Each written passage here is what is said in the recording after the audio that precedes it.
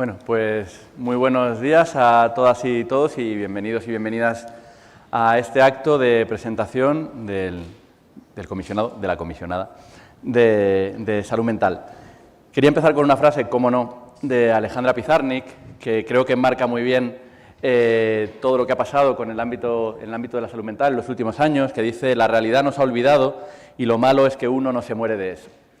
Esa sensación de olvido de la realidad, que parece que sí que está presente en una parte relativamente significativa de la población, creo que es en cierto modo lo que nos trae hoy aquí. En los últimos años todo lo relacionado con la salud mental ha sufrido una especie de hype, una especie de auge que nos ha traído y nos ha dejado muchas preguntas sobre qué es lo que causa esta sensación de empeoramiento del sufrimiento psíquico, pero también muchas preguntas sobre qué tenemos que hacer para resolverlo. Y para responder esas preguntas tenemos aquí hoy a Silvia García, formadora y asesora en salud mental y discapacidad desde la experiencia en primera persona, a Andrea González Henry, presidenta del Consejo de Juventud de España, a Belén González, comisionada de salud mental del Ministerio de Sanidad, y a Mónica García, ministra de Sanidad. Como podéis ver, hemos hecho un casting tremendamente exigente para que los 4 apellidos fueran García, González, González y García, para que se note que la salud mental tiene un componente de clase sin apellidos compuestos.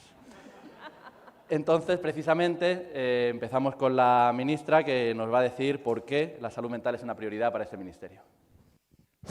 Bueno, muchas gracias a todos y a todas. Muchas gracias, secretaria de Estado, comisionada, invitadas. Muchísimas gracias, como no, a todos los que vais a dedicar un ratito también de vuestro tiempo a hablar de algo que es tan importante. Mirad, a nosotros nos gusta mucho el refrán en español, creemos que es muy inteligente en muchos casos, y tiene un refrán que dice: a grandes males, grandes remedios, ¿no? Y esto creo que es perfectamente aplicable a lo que nos ocupa hoy, que es la salud mental, ¿no? A grandes malestares tenemos que poner también grandes remedios. Y sabemos que hoy en día los problemas de salud mental los podemos enfocar ya dentro de una epidemia de malestar psíquico, pero sabemos también que esta epidemia tiene su origen en los determinantes sociales de la salud, en problemas sociales que exceden las competencias de este ministerio. Muchos de estos malestares psíquicos tienen su origen fuera de las paredes de este ministerio o fuera de las competencias de lo que podemos hacer desde este ministerio. Por eso necesitamos, para poder atajarlo, tener una mirada muchísimo más amplia, muchísimo más holística, en la que podamos llamar a la puerta del resto de ministerios, y por eso necesitamos una herramienta potente, flexible, que ponga el diálogo y que ponga realmente el diagnóstico donde tiene que estar, ¿no? Así nace el Comisionado de Salud Mental, que es una herramienta que es pionera en los países de nuestro entorno. De hecho, cuando vamos a foros internacionales y hablamos de que esta es una de nuestras prioridades y de que para ello hemos creado un comisionado de salud mental, bueno, pues no solamente nos felicitan, sino que bueno, pues es una de las iniciativas que otros países han recogido para poder imitar y poder copiar. Así que creemos que este comisionado es ambicioso y es, bueno, pues una iniciativa que desde este ministerio la tratamos como una de las grandes prioridades. Si aplicar una visión de determinantes sociales de la salud es importante para casi cualquier ámbito, la salud mental en la salud mental es, podríamos decir, absolutamente trascendental. En los últimos años ha habido una transformación de cómo comprendemos la salud mental, ¿no? Durante los últimos años ha contribuido enormemente a eliminar el tabú, a eliminar el estigma asociado, y eso está muy bien, pero todavía nos queda muchísimo más por hacer. Y hoy en día sigue habiendo una visión de estos malestares equiparados a patología equiparada a medicalización. Y por eso tenemos una patologización de los malestares cotidianos y además una sobremedicalización de todos estos malestares. Y esto es problemático porque si ponemos la carga en las personas individualmente, ¿no? Si ponemos la carga en tienes ansiedad, tienes malestar, tienes depresión, ¿no? Hay una especie de reflejo de culpa, ¿no? La culpa la tienes tú, algo habrás hecho mal, ¿no? En este mundo individualista y neoliberal, algo habrás hecho mal para estar mal. Nosotros ponemos la carga de la prueba en la sociedad, ¿no? si tienes un trabajo que no te permite llegar a fin de mes, si tienes malas condiciones laborales, si no encuentras una vivienda, si no puedes pagar el alquiler, si tus hijos no están de alguna manera dentro de los parámetros básicos y mínimos del bienestar, todos estos malestares no se curan con una pastilla, todos estos malestares se curan con una intervención social. Así que por eso este comisionado nace con la firme voluntad de darle 180 grados también al dedo que señala. ¿A quién señala? No señalamos a la persona, no señalamos a la persona que lo padece, porque todos y todas, ninguno estamos libres de padecer un trastorno de salud mental, y sí que señalamos cuál es el entorno y cuáles son esos determinantes. La vida te duele a ti, en primera persona, pero los determinantes de por qué te duele la vida muchas veces no están en ti. Y entonces, por eso, desde este Ministerio queremos tener esa mirada. A menudo nos damos a entender que el problema, pues lo que pasa es que la persona no es capaz de sostener situaciones que son insostenibles, ¿no? Y le estamos diciendo, no, bueno, la casa está en llamas, y lo que te vamos a dar es un traje ignífugo para que salgas de la casa en llamas, ¿no? Y lo que tenemos que hacer es apagar el incendio. No está mal dar trajes ignífugos, porque en momentos graves, en momentos puntuales, en momentos agudos, hay que dar trajes ignífugos. Pero además tenemos que apagar las llamas de la casa, que son las que realmente están haciendo este trastorno y este malestar. Así que, si lo que son problemas sociales no tiene por qué tener una traducción individual en la persona, y pues el haz terapia o tómate un Orfidal o ve a un psicólogo o psiquiatra no siempre es la solución. Muchas veces además es la solución, por supuestísimo que sí, ¿no? Pero ya tenemos evidencia más que contundente para poder ampliar esa mirada y, aparte de mirar a la persona, poder mirar también el entorno y los determinantes sociales. Para eso está este comisionado, para eso está este ministerio, para hacer que nuestras políticas abarquen, ¿no?, de alguna manera todos los malestares sociales, para hacer que las políticas públicas no solamente se centren en el artículo 43 de protección de la salud, sino que se centren también en los artículos 47 de la vivienda, en el artículo de redistribución de la riqueza, etcétera, etcétera, ¿no? La salud en todas las políticas y la salud mental, por supuesto, en todas las políticas. Así que yo quiero agradecer enormemente, personalmente, a la comisionada, a Belén González, de la familia de los González, los que no somos los García. Pues no solamente su trayectoria, sino también su impulso, su trabajo y su capacidad para hacer de este comisionado uno de los ejes fundamentales de nuestro ministerio.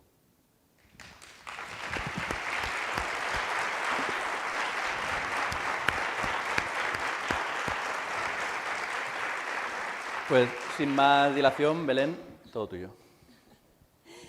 Muchas gracias, ministra. Muchas gracias, secretario de Estado. Y muchas gracias a todos y todas las que habéis venido, porque siento que me estáis acompañando hoy, pero que la mayoría de vosotros y vosotras también me habéis acompañado a llegar hasta aquí, y que gracias a ello pues existe un comisionado de salud mental. Me parecía que la primera reflexión que teníamos que hacer era ¿a qué servía un comisionado de salud mental o por qué había que crear un comisionado de salud mental? Y realmente es una pregunta que yo, cuando llegué aquí, tampoco sabía contestarla del todo, porque la salud mental es tan inabarcable también que a veces cuesta entender a qué nos estamos refiriendo. Pero hay una situación que me encontraba cada vez que decía que habíamos creado un comisionado de salud mental o que yo era la comisionada de salud mental. Y es que a quien quiera que se lo dijera me contestaban: qué bien, porque nos hacía mucha falta. Qué bien, porque es que estamos todos fatal.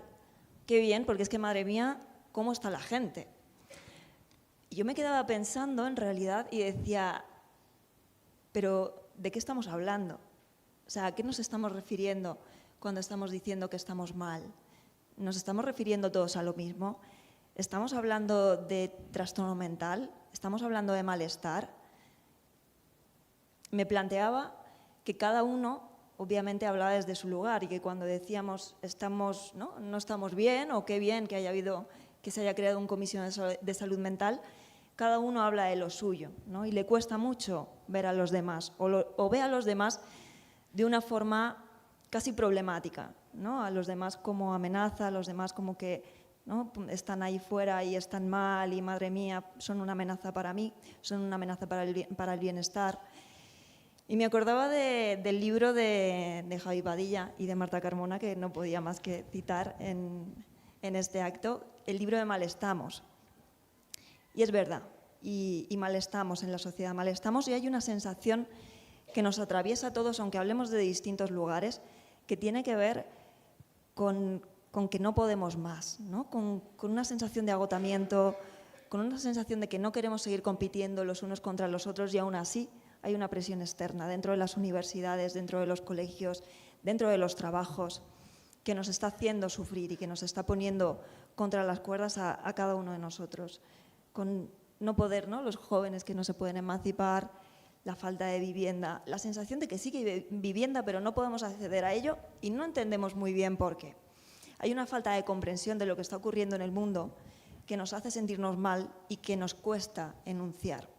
Yo creo que el comisionado está aquí también para poder empezar a enunciar y poner en concretar estas cosas en medidas políticas. Tenemos una pretensión de salud pública. El comisionado forma parte del Ministerio de Sanidad y, obviamente, aunque yo soy psiquiatra y he estado hasta hace unos meses trabajando en una consulta, la intención no es hacer terapia desde el Ministerio de Sanidad, sino poder entender qué de lo que hemos aprendido ahí fuera, qué de lo que hemos aprendido en terapia se puede concretar en medidas políticas que puedan resolver ese sufrimiento. Y hay mucho de esto. Hay mucho que tiene que ver con lo que estábamos diciendo ahora mismo y con lo que la ministra señalaba antes, con medidas transversales que salen desde aquí, pero que también atraviesan otros ministerios, como el de Vivienda, como el de Justicia, como el de Trabajo. Hay una idea de hacer medidas políticas que tienen que ver con la salud mental, que van a resolver o que pretenden resolver estos problemas. Pero escuchando, ¿no?, esta gente que me contaba, es verdad, hace falta salud mental, nos hace falta a todos.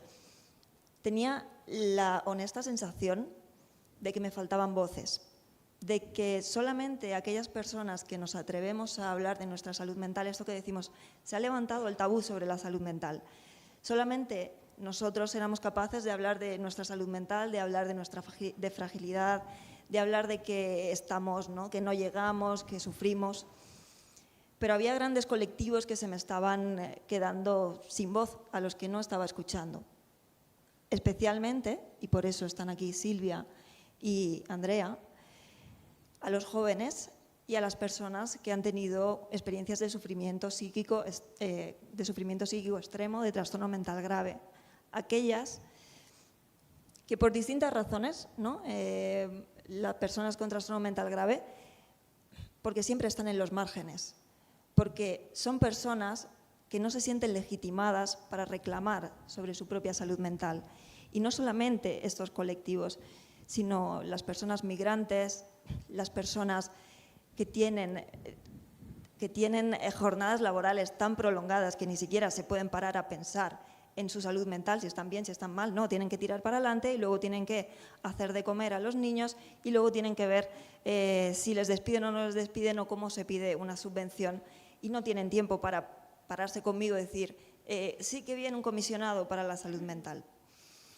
Entonces me parecía que particularmente estas personas que se quedan más en los márgenes, las personas con identidades no normativas, las personas con trastorno mental grave, las personas con situaciones sociales extremadamente malas, son sobre las que más atención teníamos que poner, son a las que desde este comisionado teníamos que dar más lugar y teníamos que dar más palabra. Y esto es uno de los principios que me parece irrenunciable en este comisionado. Pues muchas gracias, Belén.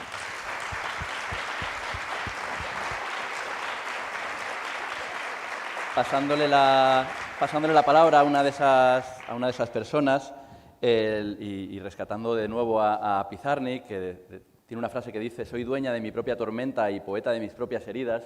Yo creo que es una frase que sirve muy bien para ejemplificar una de las tareas que Silvia lleva a cabo. Yo creo que Silvia es una de las personas de las que más he aprendido escuchando sobre el abordaje de la salud mental y en general sobre las necesidades, tanto discursivas como políticas, de lo mismo. Así que te pediría un poco que nos contaras desde tu experiencia en primera persona, digamos, tu valoración y las aportaciones a todo esto que han ido comentando tanto Belén como Mónica.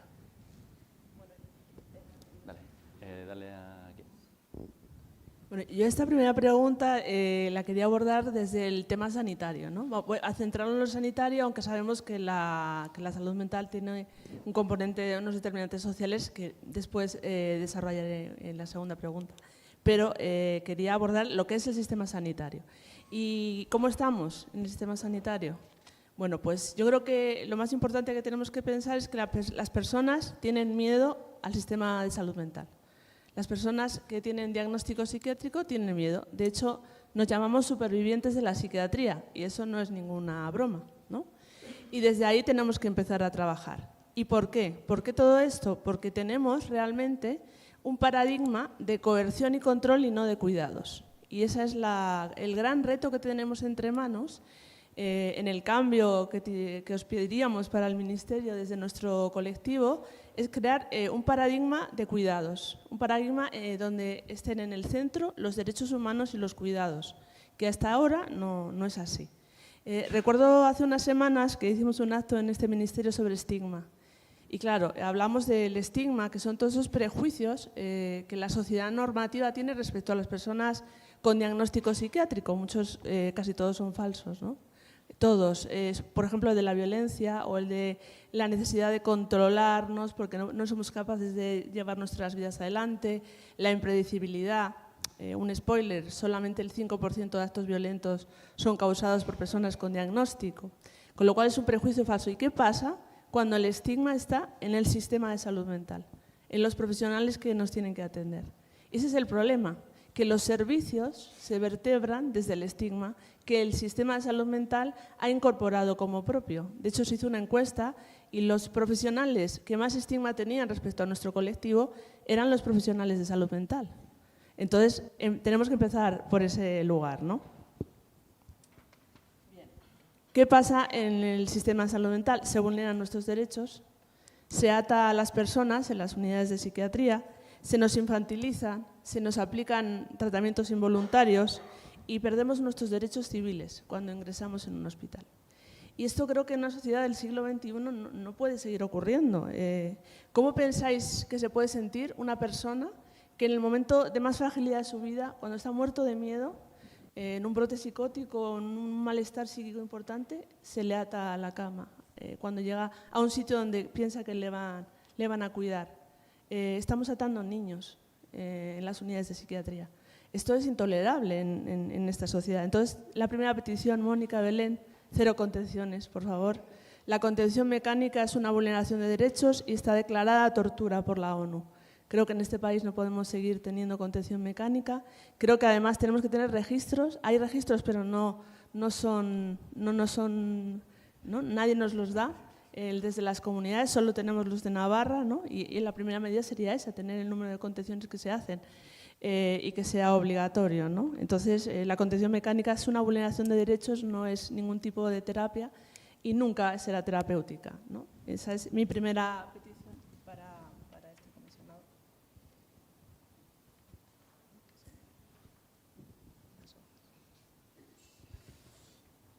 Entonces, lo primero también es generar espacios sanitarios de cuidados, espacios seguros, espacios de dignidad, ¿no? Espacios de acompañamiento. Se habla mucho de ayudar, pero menos ayudar y más acompañar.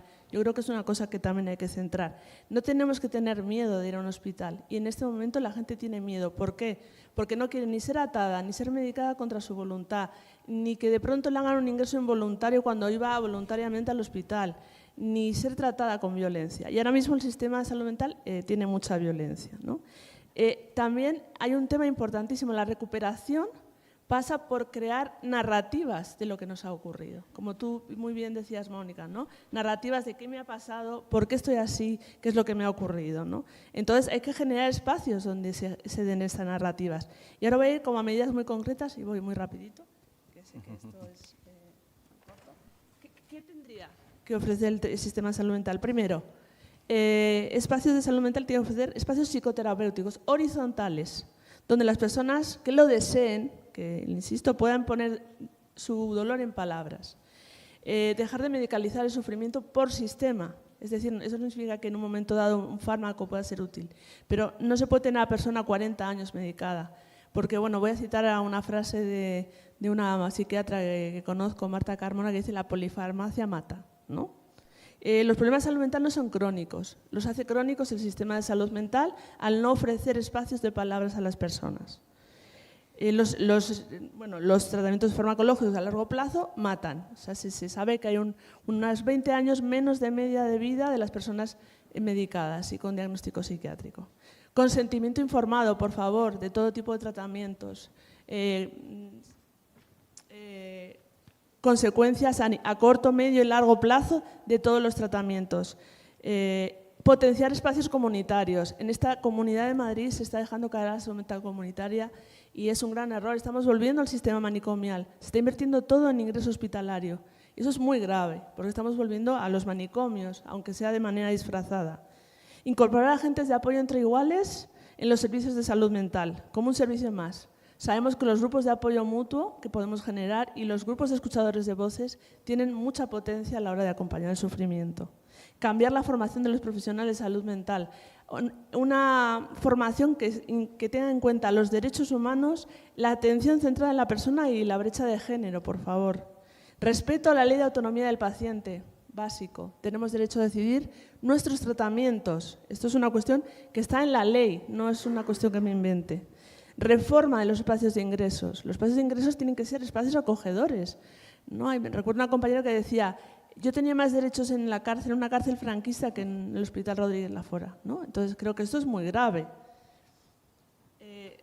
También, si mejoramos todos esos espacios, fin de las medidas involuntarias. Decía Basaglia, la libertad es terapéutica. Espacios alternativos de cuidados, casas de crisis, todo está inventado. Podemos mirar a Reino Unido, casas de cuidados, espacios más acogedores para las personas. Revisión del uso y el abuso de los diagnósticos, porque sabemos que están muy mediatizados por la farmacia. Esto lo tenemos que tener muy en cuenta. Eliminaciones de tratamientos violentos como el electroshock, que se sigue aplicando. Se llama muy cuquemente TEC, pero es electroshock. Y sobre todo cuando no hay consentimiento informado, porque hay veces que esto está pasando. Medidas legislativas para la eliminación de la violencia, que tenemos un marco legal que impida que esto ocurra. Y respeto a las decisiones anticipadas de salud mental. Y ya me callo.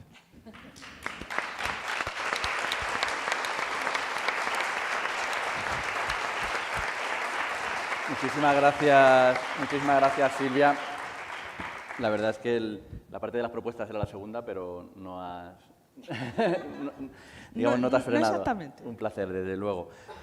Bueno, en los últimos años hemos podido ver cómo principalmente desde las generaciones más jóvenes alzaban la voz con agencia propia para reivindicar la existencia de un sufrimiento psíquico que ya no se concebía como una cosa por la que había que pasar hasta que llegaran tiempos mejores, sino que, que propia sí que habéis ido considerando la necesidad de actuar sobre ello, ¿no? Yo lo que quería preguntarte, Andrea, era si, además de ser escuchados, creéis que estáis siendo comprendidos, ¿no? Creo que, y sí que quería hacer mención, que tenemos aquí a la ministra de Infancia y Juventud, así que sin duda la escucha se nos da por hecha, pero sí que creéis que hace falta además para sentiros además comprendidos. Bueno, muchas gracias. Y antes de comenzar, creo que es una gran noticia, ¿no? Y un buen síntoma de la creación de este comisionado que se haya querido contar con la representación, y en este caso con las personas jóvenes, porque evidentemente los problemas de salud mental no son problemas únicamente de las personas jóvenes, pero especialmente de ellas. Claro, es una muy buena distinción. Nos sentimos escuchadas, sí, nos sentimos comprendidas, ya no tanto. Sí que gran parte de la sociedad creo que reconoce que hemos sido las personas jóvenes las que hemos puesto en el debate encima de la mesa y hemos puesto de manifiesto, bueno, la necesidad de hablar de salud mental y la necesidad de romper con este tabú que comentábamos anteriormente. Yo creo que sí que sentimos que la sociedad reconoce que, bueno, que hemos empezado nosotros este camino, pero no es un camino que empezamos solas, es un camino al que se está uniendo toda la sociedad y todas las generaciones y cada vez se está normalizando más. Ahora, cuando hablamos de comprensión, ya es un poco diferente, ¿no? Porque desde la sociedad en general existe mucho esta idea de todo tiempo pasado fue mejor. Y es que TikTok nunca va a ser tan bueno como fue Facebook, Rosalía nunca será tan buena como fue Serrat, o cualquier cosa pasada, mi generación era mejor, porque teníamos la mejor música, la mejor calidad, éramos la mejor generación de todas. Y esto también es algo sociológico y generacional. Pero esta idea de todo tiempo pasado fue mejor minimiza e invisibiliza la realidad que en este caso vivimos ahora las personas jóvenes. Parece que estamos aquí también en una convención de citar a Alejandra Pizarnik, pero ya que hemos entrado a citar a Alejandra Pizarnik, ella decía que nadie puede vivir en estado de catástrofe permanente. Y cuando los jóvenes ponemos encima de la mesa que desde la generación Z especialmente, las personas nacidas en el 2000, hemos vivido crisis tras crisis, la crisis del 2008, la crisis del COVID, la inflación posterior y todo lo que conlleva, que ya no sabemos qué es crisis y qué no es crisis y cuándo empiezan y cuándo terminan las crisis. Cuando visibilizamos esto y cuando hablamos de la realidad que estamos viviendo, la respuesta muchas veces es: ¿tú qué vas a saber de la vida que no has vivido? Inserte aquí lo que sea que viviera cualquier generación. Y esto es una realidad, es un comportamiento paternalista y es un comportamiento paternalista hacia las generaciones más jóvenes. Entonces, nuestros retos, pues evidentemente son diferentes y muchas veces falta esa empatía por parte del resto de generaciones de intentar comprender cuáles son nuestra realidad, porque parece un poco que los problemas que tiene la gente joven son siempre como problemas de segunda división. Están los problemas de los mayores, vamos a hablar de lo importante, vamos a hablar de herencias, vamos a hablar de tributaciones, vamos a hablar de cosas que son, por supuesto, importantísimas en este país, no estoy diciendo que no lo sean, pero es verdad que luego, cuando terminamos con todo eso, vamos a hablar de vivienda, o vamos a hablar de salud mental, o vamos a hablar de empleo, ¿no? Que son los principales problemas. Entonces, sí que creo que todo esto, unido a una creciente criminalización de las personas jóvenes, que esto se vio muy evidente en el COVID, durante la pandemia, ¿no? Que la culpa de absolutamente todos los rebrotes y cualquier problema que agravara la crisis del COVID era de los jóvenes. Sin embargo, fuimos el colectivo de edad que más se asoció, que más personas jóvenes se introdujeron en entidades o en organizaciones para poder trabajar de manera voluntaria. Entonces, todo esto que se vio muy claro en el COVID, pero que ahora ya se ha desdibujado un poco, sigue pasando, ¿no? Es esta criminalización de lo único que queréis ahora es vuestro bienestar personal. Entonces sí que creo que la comprensión, todavía falta mucha comprensión, sin duda he notado en los últimos años cómo cada vez vamos entendiendo más, y la creación de este comisionado y que el Consejo de la Juventud de España esté aquí presente, yo creo que sería una constatación de que vamos en el buen camino, pero siempre sintiendo que los jóvenes vamos un pasito por detrás y tenemos que correr un poco más rápido que el resto de la sociedad.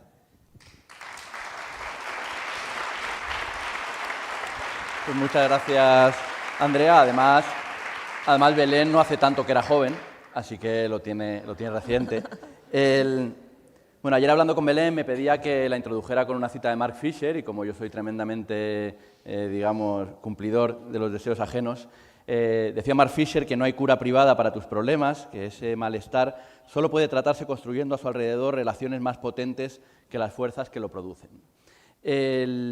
Tú, antes de estar aquí como comisionada, tienes experiencia como psiquiatra en el ámbito clínico, pero también, tanto a ti como a Marta Carmona, os he escuchado decir en muchas ocasiones que en realidad es la formación en el ámbito del feminismo la que más ha performado vuestro abordaje de lo que viene siendo la salud mental, ¿no? Entonces, con este bagaje conjunto del ámbito de la psiquiatría, del ámbito del feminismo y de esa certeza de la necesidad de construir relaciones más fuertes que las fuerzas que producen este malestar, ¿cómo te han servido estas herramientas para definir los objetivos del comisionado?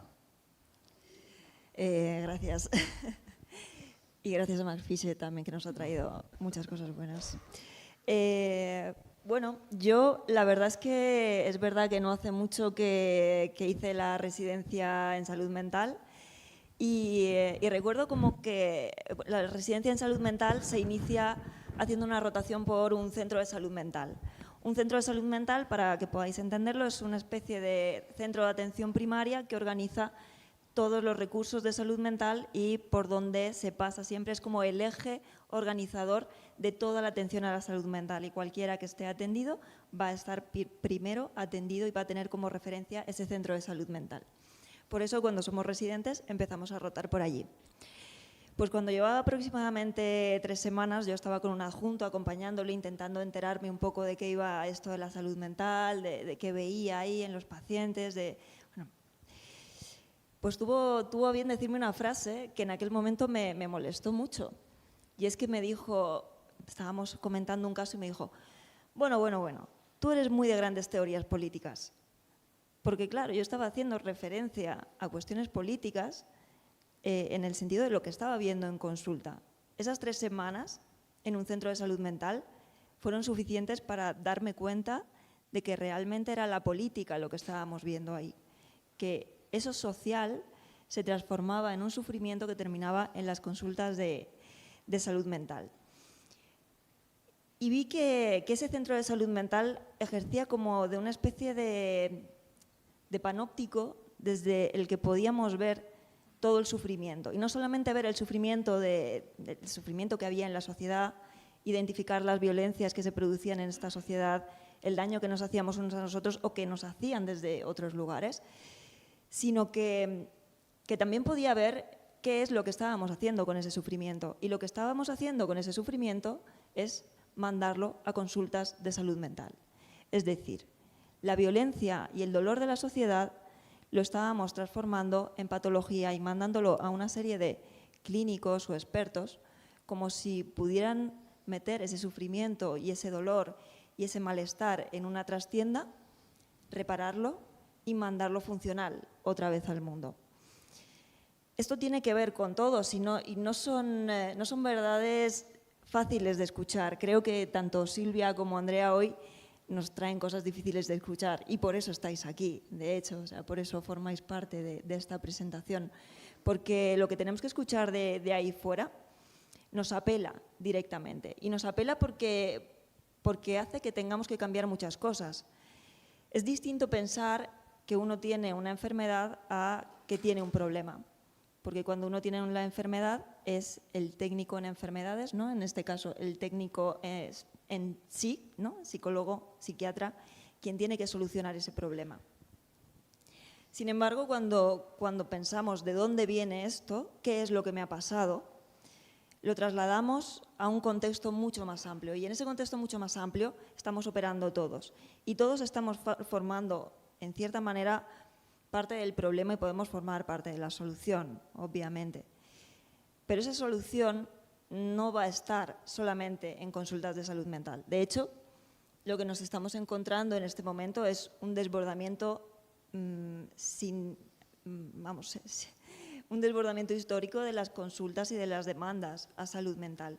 Y en gran parte tiene que ver con esto, tiene que ver con que estamos llamando enfermedad aquello que son problemas sociales. Y cuando esto entra en consulta, es muy difícil que salga, porque no lo entendemos. No entendemos cómo algo social que escapa a mi control médico, de clínica, de psiquiatra, lo tengo que resolver yo ahí. Y esto es muy frustrante. Por una parte, a los clínicos nos parece muy frustrante porque desde la consulta podemos resolver o podemos acompañar algunas cosas, pero no podemos resolver todo lo que está pasando ahí fuera.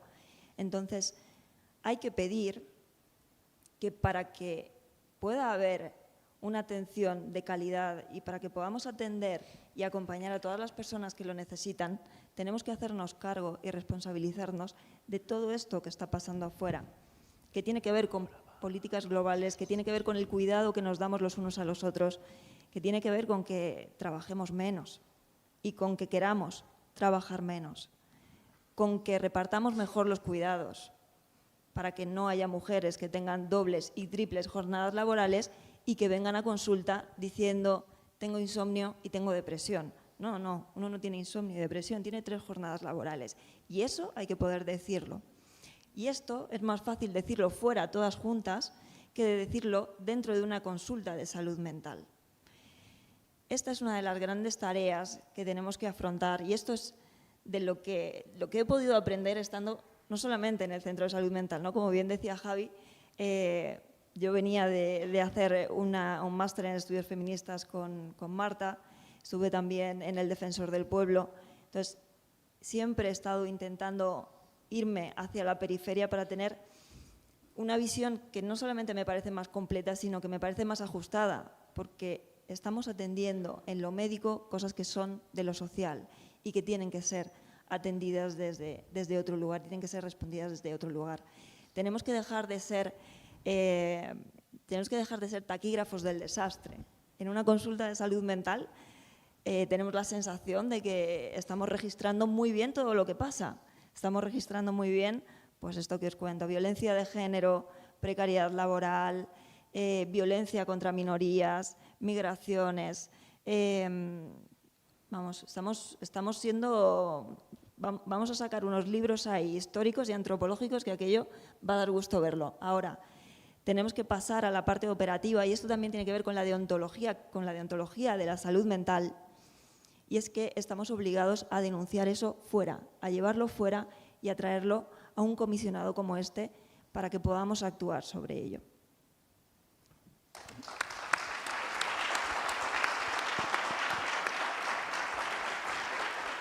Muchas gracias, Belén. Digamos que después, hecha la fase más diagnóstica, por decirlo de alguna forma, toca ver qué hacemos con esto, ¿no? Sara Ahmed decía que construir algo distinto en el corazón de lo mismo es agotador, si no imposible. Así que vamos a ver de qué manera podemos hacer que sí que sea posible, aunque sí que sepamos que va a ser igualmente agotador. Andrea, vuelvo a ti para que nos cuentes un poco medidas que planteáis para intentar mejorar el sufrimiento psíquico, disminuir el sufrimiento psíquico en los jóvenes y las jóvenes. Bueno, a ver, he reducido, porque esto era la carta a los Reyes Magos, literalmente. Además, tenemos aquí a la ministra de Juventud e Infancia, pero trabajamos con todos los ministerios para hacer llegar las propuestas, porque efectivamente son completamente transversales. Hemos hablado, ¿no?, y creo que ha quedado bastante manifiesto aquí, que salud mental también es precariedad. Las personas jóvenes somos el colectivo de los colectivos más precarizados, somos el segundo colectivo de edad con más riesgo de pobreza o exclusión social después de los niños, niñas y adolescentes. Entonces creo que cuando hablamos de salud mental y pedimos y pediremos, por supuesto, al Ministerio de Sanidad qué podemos hacer para mejorar esta realidad, creo que sí, evidentemente, pese a todo lo que estamos hablando, es importante aumentar el número de psicólogos y psicólogas en el sistema sanitario para que el acceso a terapia no sea solo para aquellas personas que pueden pagar con suerte 50, 60 euros por sesión y, por supuesto, también mejorar la atención a los niños, niñas y adolescentes en los centros educativos, ¿no? Porque para nosotras la juventud visibiliza también porque ya tiene una edad mucho más madura, pero la gran mayoría de problemas, o muchísimos problemas, empiezan en la infancia, empieza cuando todavía se tienen 14, 15, 16 años. Pero más allá de toda esta parte del Sistema Nacional de Salud, para nosotros mejorar la realidad de la salud mental de las personas jóvenes pasa por muchísimas cosas. Primero, porque tenemos un gran problema de emancipación entre la gente joven. La gente joven se emancipa de media a los 30,3 años de edad, o sea, cuando deja de ser joven. Además, solo hay un 16,3%. Bueno, sí, sí. Sí, cuando dejamos de ser jóvenes, cuando cruzamos la barrera de los 30. Y además, solo el 16,3% de las personas jóvenes está emancipada, la mitad de la Unión Europea. Que sí, que podemos hablar, y se habla mucho cuando hablamos de esto de no, es que España tiene un componente cultural. Bueno, es que no podemos pagar los alquileres. Creo que todas aquí podremos estar de acuerdo en que es imposible, inasumible, pagar el precio de los alquileres actualmente, ya no solo en las grandes ciudades, mucho menos cuando eres una persona joven que tenemos un salario mediano de aproximadamente 12.300 euros al año. Entonces, hablar de salud mental también pasa por mejorar la situación respecto a la vivienda, no únicamente con un bono del alquiler, que por supuesto va en la buena dirección, pero que no ayuda al grueso de las personas jóvenes, sino que pasa por ejecutar la ley de vivienda, regular el precio de la vivienda en las zonas tensionadas, hablar del alojamiento habitacional, que es la manera en la que nos emancipamos las personas jóvenes, porque ya hemos pasado de pagar 600 euros por un estudio en el centro a 600 euros por una habitación, pero tiene una ventana con luz exterior.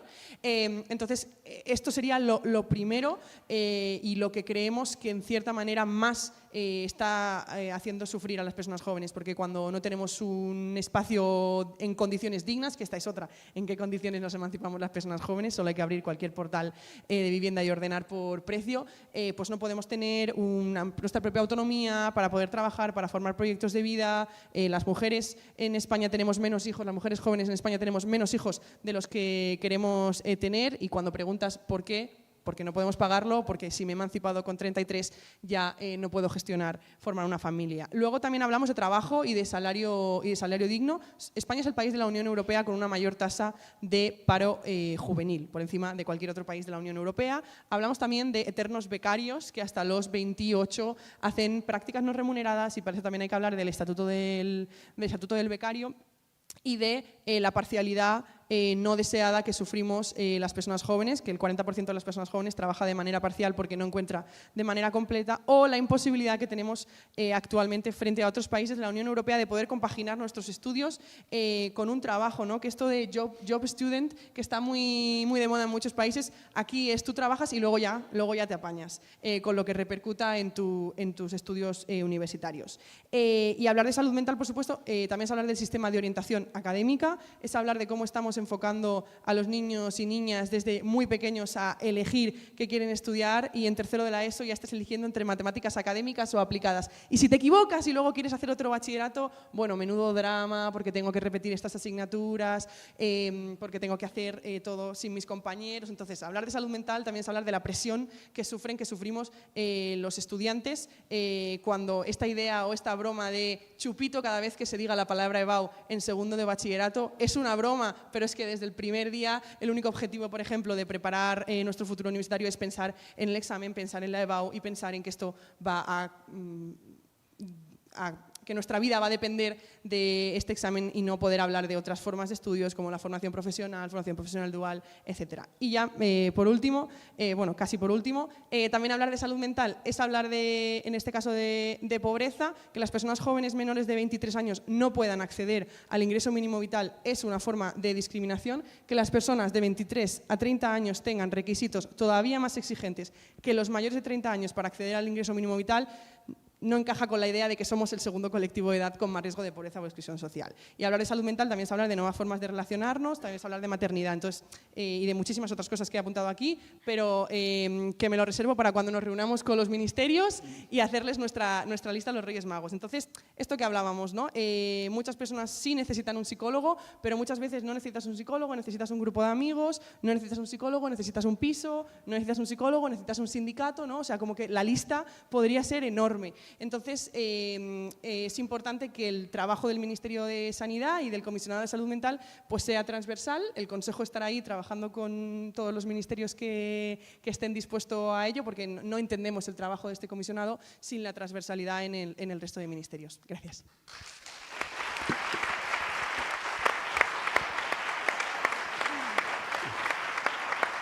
Muchas gracias, Andrea. Vamos contigo, Silvia. Comentabas antes que era imprescindible para generar un marco de recuperación, era imprescindible generar narrativas que sustentaran ese marco, ¿no? Creo que una de las cosas que hemos visto en los últimos años era cómo una parte muy importante de la discusión en el ámbito de la salud mental ha sufrido de una especie de adanismo, como si nadie hubiera pasado por ahí antes, y a las personas que ya estabais antes enarbolando ese discurso y esa discusión sobre salud mental, ya he dicho, quita, que ahora no toca, que vamos nosotros, ¿no? Entonces, quería preguntarte desde tu visión hacia dónde crees que debería ir la discusión sobre salud mental. Bueno, tú preguntas lo que quieras y ya sabes que voy a contestar lo que yo te quiera. Bueno, es una pregunta muy importante porque creo que el discurso de salud mental que tenemos ahora mismo está muy parasitado por dos cosas. Primero, por el discurso biologicista y por la industria farmacéutica. Cuando oigamos hablar un significante pulular mucho en la sociedad es porque el mercado está detrás. Ojo, tenemos que tener mucho cuidado.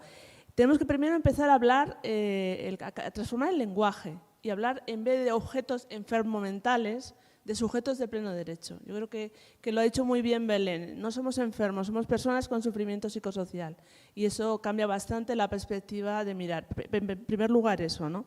¿Y qué hay detrás del sufrimiento psíquico? Que hay que preguntarse eso.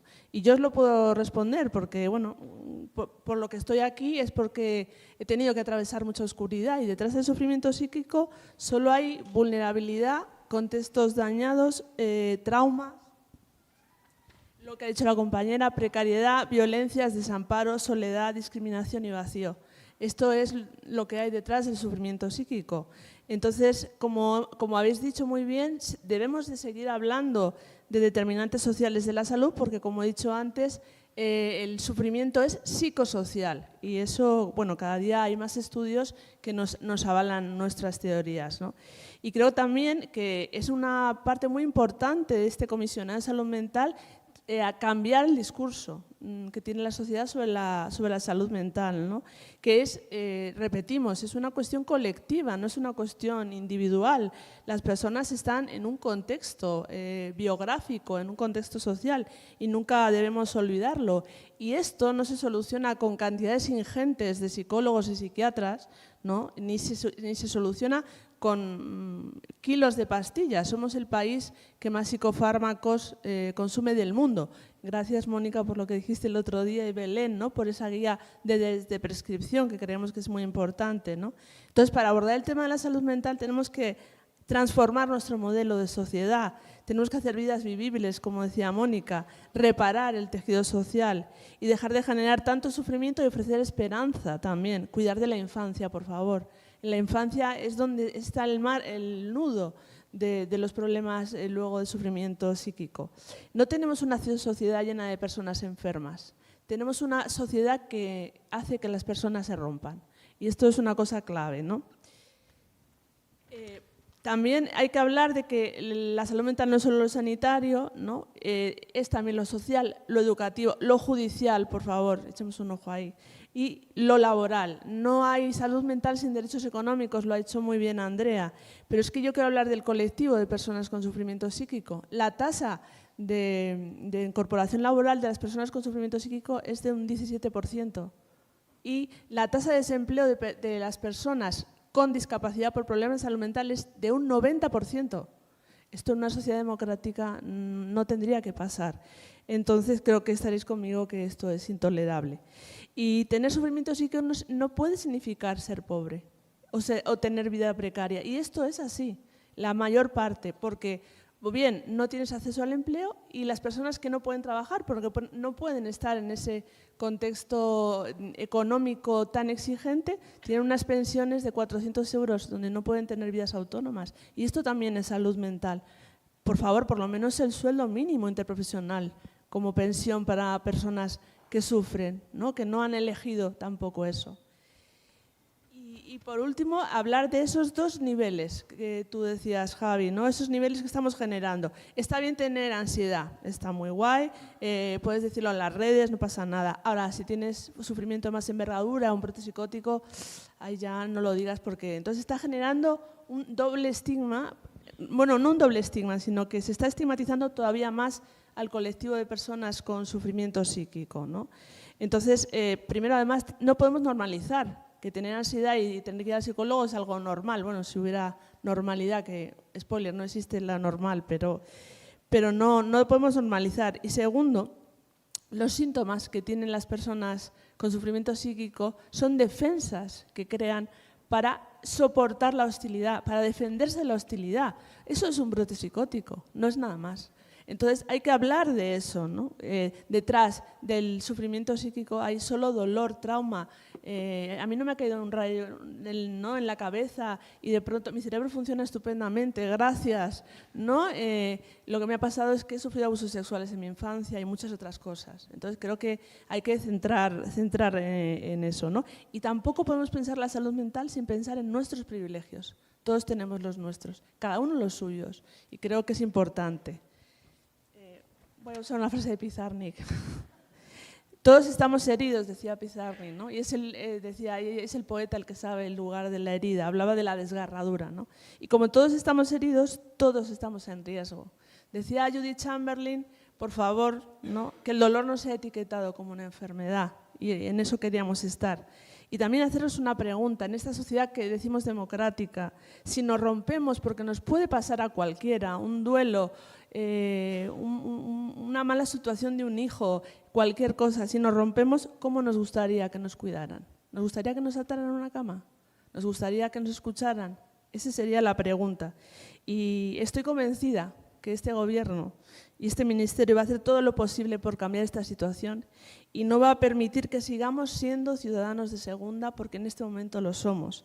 Estoy convencida de que con este ministerio, con este comisionado va a haber un cambio significativo en nuestros derechos y en nuestros cuidados, y muchas gracias por esta oportunidad.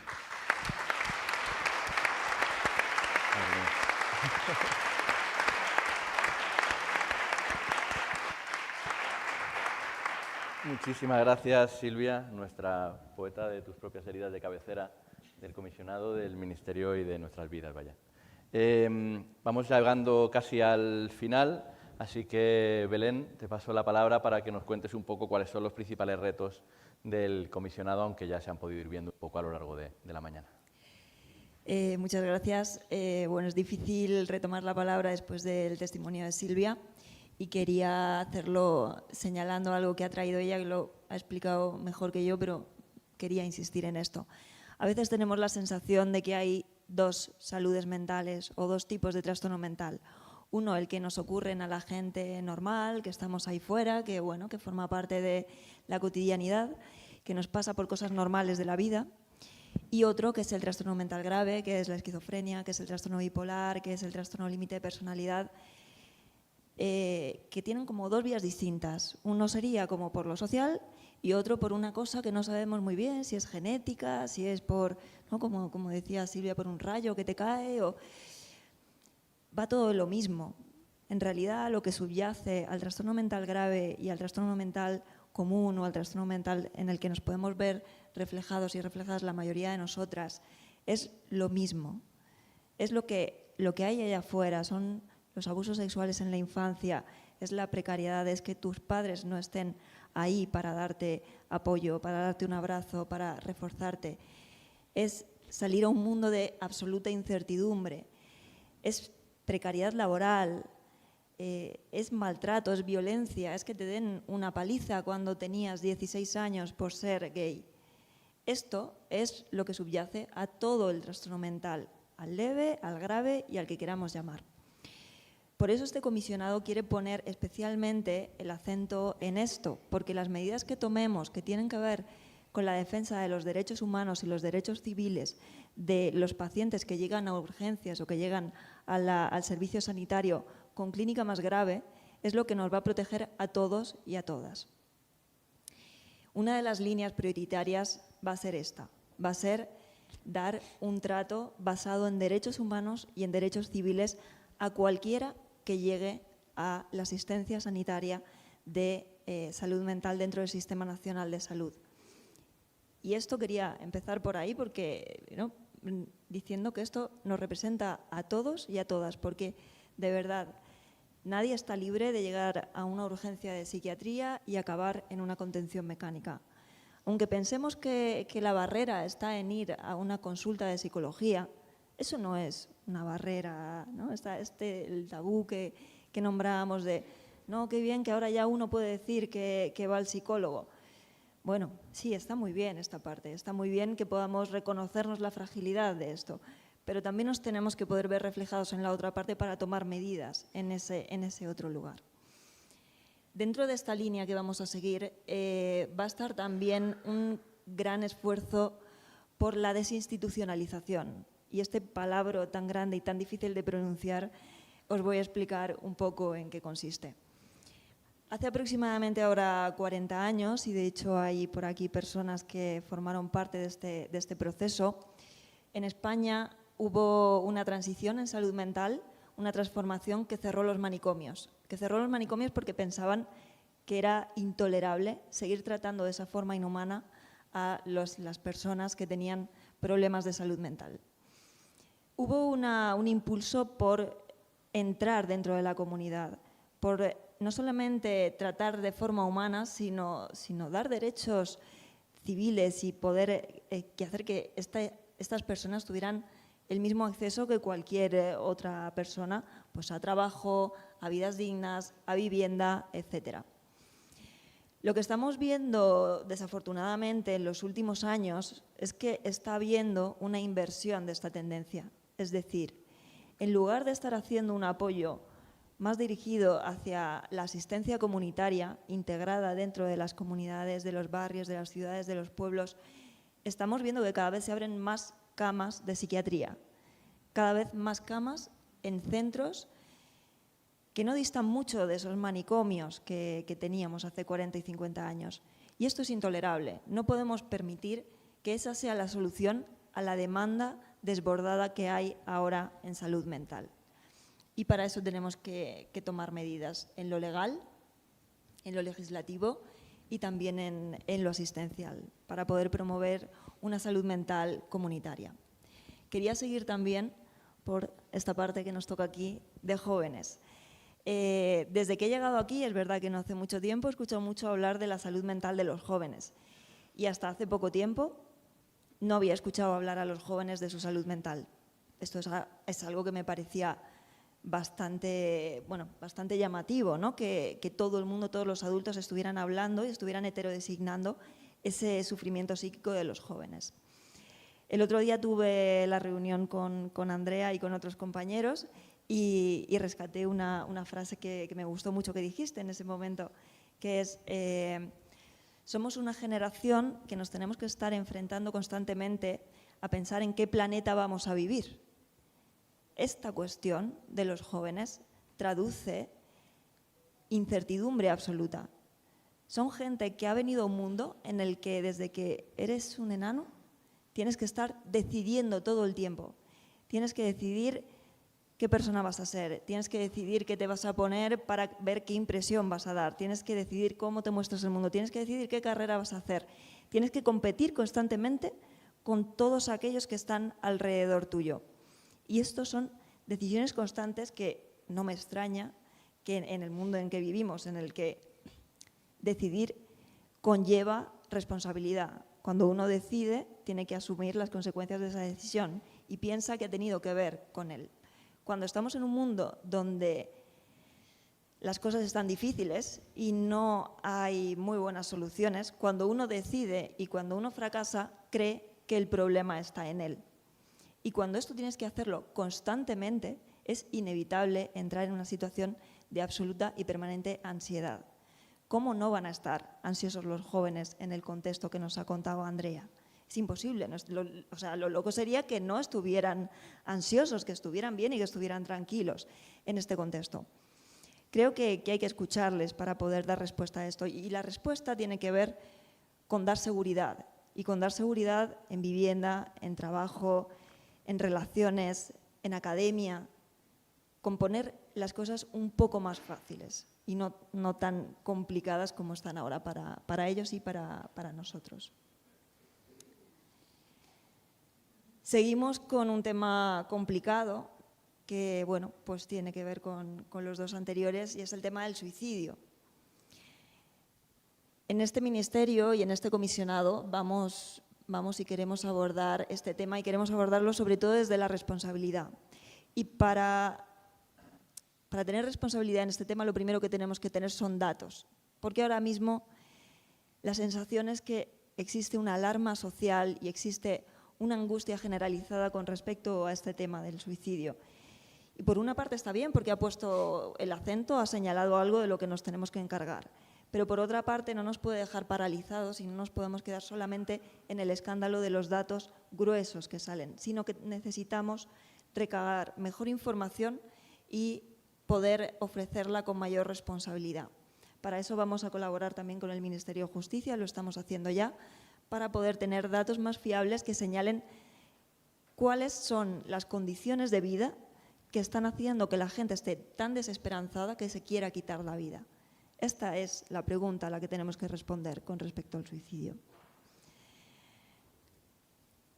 Seguimos con lo social, cómo no, y vamos a establecer también líneas que tienen que ver con devolver lo social a lo social. Esto lo hablaba en la primera intervención que he hecho, creo, en la que decía que dentro de la asistencia a la salud mental, dentro de lo sanitario, se nos está colando todo el tiempo lo social y que esto no lo podemos resolver desde ahí.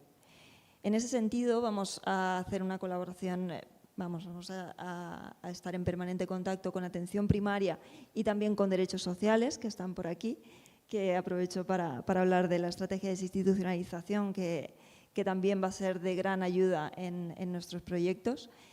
Y vamos a intentar responder desde lo social a lo que es de lo social y desde lo sanitario a lo que es de lo sanitario. y para eso vamos a necesitar mucha ayuda y mucho apoyo de todos. Y terminando con lo social, vamos a hablar de lo eminentemente social que nos ocupa a la mayoría de nosotros y que es el trabajo. Ya apuntaba Silvia antes que bueno, el trabajo es una cuestión central que puede hacer que nos sintamos bien o que puede hacer que nos sintamos muy mal. El trabajo en la sociedad actual en la que vivimos está siendo un factor, sin duda, de malestar y de sufrimiento psíquico. Pero lo hemos borrado de tal manera y hay tal situación en la que el trabajo no se toca, lo que tiene que ver con el trabajo no se toca, porque la prioridad es la productividad, la prioridad es la economía, que no estamos pudiendo ver y no estamos pudiendo señalar el sufrimiento psíquico derivado de ese trabajo. Tenemos que invertir esa atención, decía la ministra antes de hacer un giro de 180 grados. En esto tenemos que hacer también un giro de 180 grados. No podemos seguir sosteniendo la prioridad en la economía y en la productividad si eso es a costa de la salud mental de los trabajadores y las trabajadoras. Para eso vamos a desarrollar un sistema de vigilancia epidemiológica que va a consistir en registrar todo el sufrimiento psíquico derivado de actividad laboral. No aquello que genera baja y no aquello que esté reconocido ya previamente como algo evidentemente laboral, sino cualquier sufrimiento psíquico que sospechemos que tiene que ver con lo laboral. Y a partir de ahí vamos a empezar a presionar para que haya un cambio dentro de los trabajos, para que los modelos laborales y las condiciones laborales cambien. Porque no es que mandemos sujetos frágiles a los trabajos y entonces se quiebren. Lo que ocurre es que los trabajos están quebrando a los trabajadores y esto desde salud mental no lo podemos permitir. Y creo que con esto podemos terminar. Habrá muchas más cosas, seguro que podemos anunciar más adelante, pero esto está bien.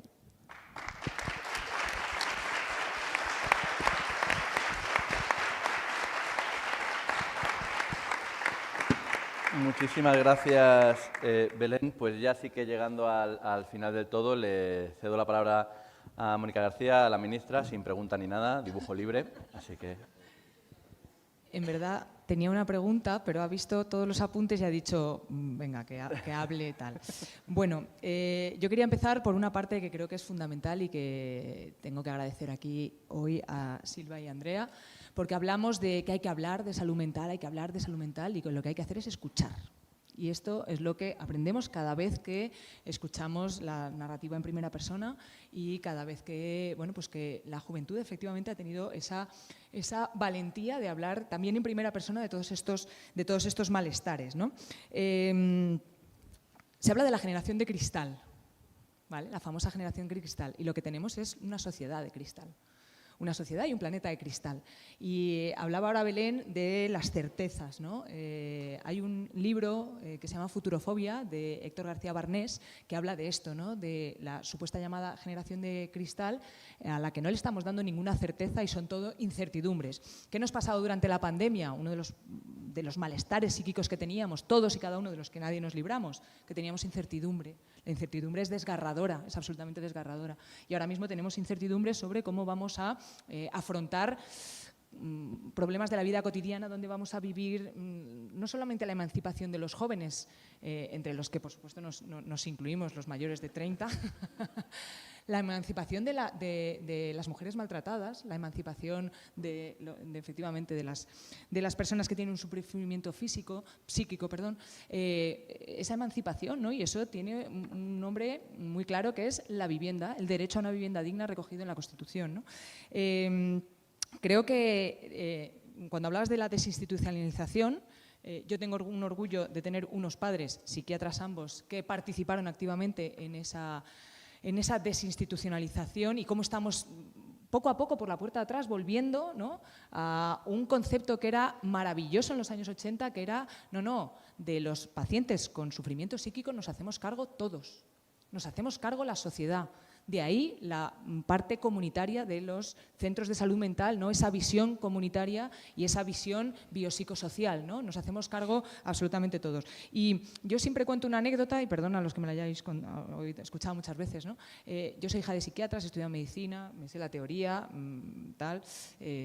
y sin embargo no entendí el sufrimiento psíquico de la depresión mayor, hasta que no leí el libro de una amiga mía que tuvo una depresión mayor y escribió un libro que se llama Los días iguales, ¿no? Hasta ese momento, hasta esa narración en primera persona, contada desde las entrañas, contada desde la experiencia, contada desde una amiga mía que no tenía ningún indicio y que no tenía ninguna, de alguna manera, ese estigma de predisposición, ¿no? Pero ¿cómo vas a estar deprimida? Si, hombre, si tú eres una persona vital, alegre y lo tienes todo, ¿no? Bueno, pues desde esa visión no llegué a entenderlo hasta este momento. De la misma manera que no he llegado a entender muchos otros trastornos y patologías hasta que no los he escuchado en primera persona, ¿no? Hace poco escuché un podcast que se llama Gen Normal, que hablaba una mujer con un trastorno obsesivo compulsivo y, bueno, un hombre también con un trastorno bipolar.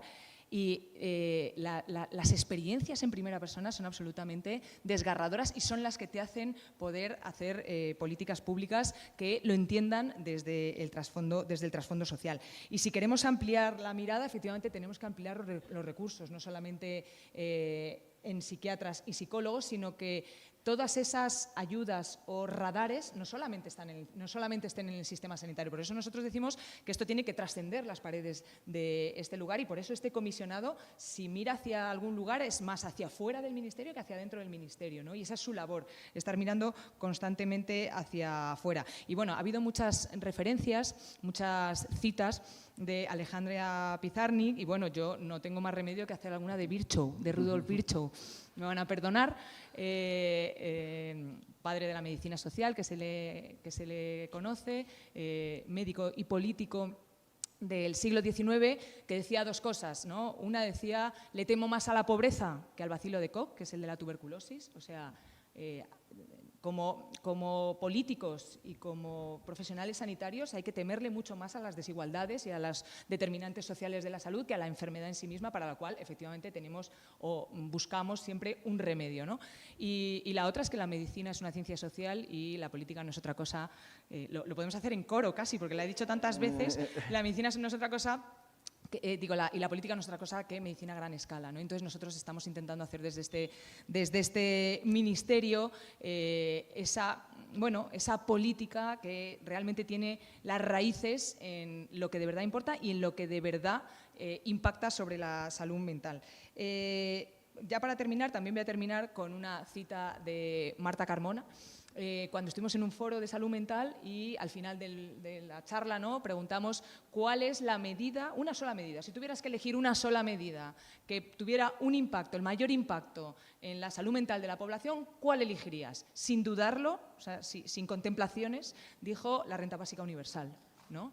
Creo que esto es fundamental y esta mirada es la que vamos a tener aquí desde el Ministerio. Y aparte del comisionado, obviamente, vamos a incidir en algunos elementos que creo que son fundamentales y que ya ha apuntado Belén.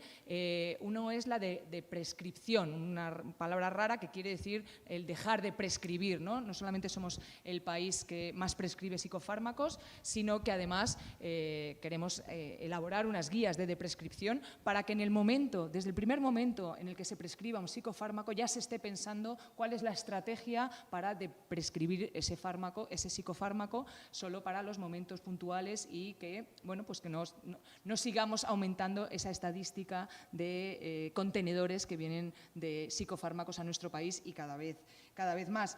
Y ya para terminar, el otro día en un foro de OMS Europa, una de las cosas que se decía y que se ha dicho aquí también con respecto a la economía es que el PIB no es un indicador del bienestar. Tenemos que buscar otros indicadores en nuestra sociedad que no solamente sean indicadores económicos, sino que sean indicadores de bienestar, que superen esa constante lucha por indicadores económicos a los que nunca llegamos, nunca alcanzamos, pero por los que siempre nos medimos. Así que, bueno, pues no vamos a ser taquígrafos del desastre y vamos a ser escritores o autores de un futuro social y un futuro en una sociedad más sana en el que la salud mental individual sea percibida desde una salud mental social. Así que muchísimas gracias a todos y todas y, por supuesto, muchísimas gracias a las que habéis estado aquí en este foro por vuestras enseñanzas y nos vemos, como no,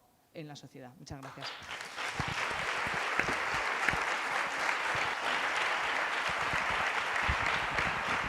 ponemos para una foto.